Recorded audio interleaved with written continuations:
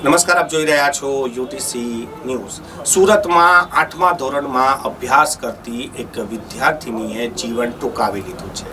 ગળે ફાંસો ખાઈને તેને આપઘાત કરી દીધું છે અને હવે આ આપઘાતની પાછળના જે કારણો આવી રહ્યા છે તે ખૂબ જ ચોંકાવનારા પણ છે અને સમાજની આંખો ઉઘાડનારા પણ છે।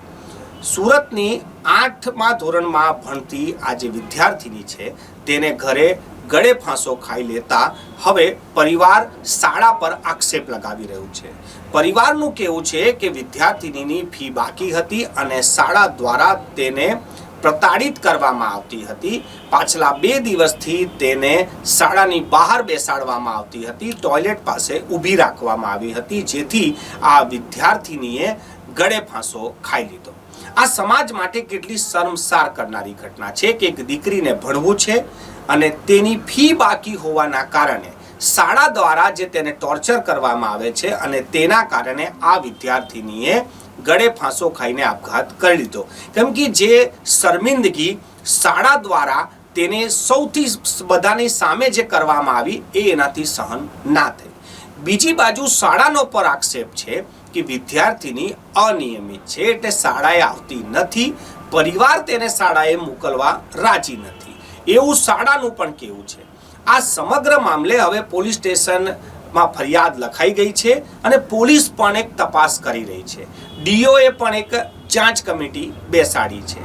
આ જે પણ કંઈ થયું છે, પરિવાર વિદ્યાર્થીનીને શાળાએ મોકલવા નહોતા દેતા કે પછી શાળા ફીસ વગર વિદ્યાર્થીનીને ક્લાસમાં નહોતા બેસવા દેતા કે પછી કોઈ બીજી સમસ્યા હશે, સમસ્યા કંઈ પણ હોય, એક 8મા ધોરણમાં ભણતી વિદ્યાર્થીની જ્યારે ગળો ફાંસો ખાઈ લે ત્યારે સમાજે આ વસ્તુનું ચિંતન મંથન જરૂર કરવું જોઈએ।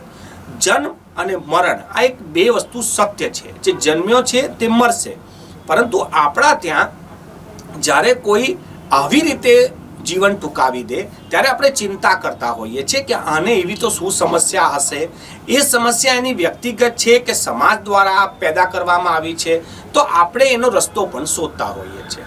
એક વિદ્યાર્થીની જ્યારે આપઘાત કરી લે અને ખુલાસો એવો થાય કે એની ફીસ બાકી હતી ત્યારે આ વસ્તુ સમાજની સમસ્યા છે। આપણે કેવો સમાજ પેદા કરી દીધો છે કે આપણે ભણવાની ઉંમરમાં પણ આ ફીનું જે ટેન્શન જે બાળકોને આપવામાં આવી રહ્યું છે, અમે એવું નથી કહેતા કે ક્યાંક શાળાઓ કસૂરવાર છે કે વાલીઓ બેપરવાહ છે, પરિસ્થિતિ જ કંઈક એવી છે અને આ પરિસ્થિતિ આજે મોટા ભાગના લોકોના ઘરોમાં છે, પરંતુ આ વસ્તુની હકીકત બહાર નથી આવી રહી। એવા ઘણા પરિવારો છે જે પોતાના બાળકોને ભણાવવા માટે ફી નથી ભરી શકતા, એ ઊંચીના પાછીના કરીને ફી ભરે છે। પોતાનું ઘર ચલાવવું કે મહિનો પૂરો કરવો એને મુશ્કેલ પડી રહી છે। મોંઘવારી ચરમસીમાએ છે, શિક્ષણ મોંઘું અને વેપારીકરણ થઈ ગયું છે। સરકારી સ્કૂલોમાં લોકોને ભણવું નથી, જ્યાં મફત શિક્ષણ આપવામાં આવે છે, કેમ કે કહેવાય છે કે ત્યાં ગુણવત્તાવાળું શિક્ષણ નથી મળતું।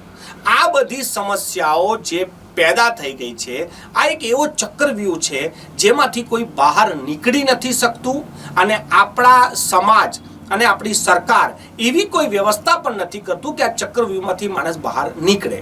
આપણી સરકાર જ્યારે મફત શિક્ષણ આપતી હોય તો પછી ગુણવત્તાવાળું શિક્ષણ આપવું જોઈએ અને જો ગુણવત્તાવાળું શિક્ષણ આપતા હોય તો તે લોકો સુધી પહોંચે, લોકોને ખબર પડે એવી માહિતી પણ એમને આપવી જોઈએ।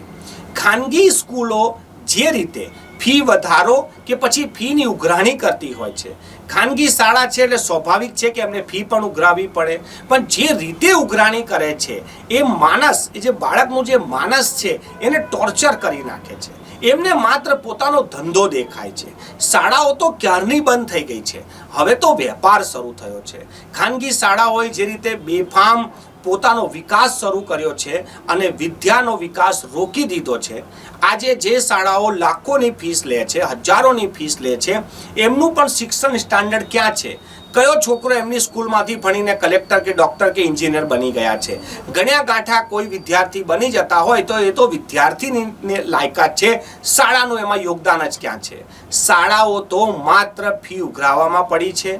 સરકાર જે સરકારી સ્કૂલ ચલાવી રહી છે એ માત્ર કાગળ પર છે, કેમ કે સરકારી સ્કૂલોમાં અમે માનીએ પણ છે કે સરકારે સારું કામ કર્યું છે, પરંતુ લોકો સુધી પહોંચતું નથી ને લોકોને હવે વિશ્વાસ નથી કે સરકારી શાળામાં પણ સારું અભ્યાસ થાય છે.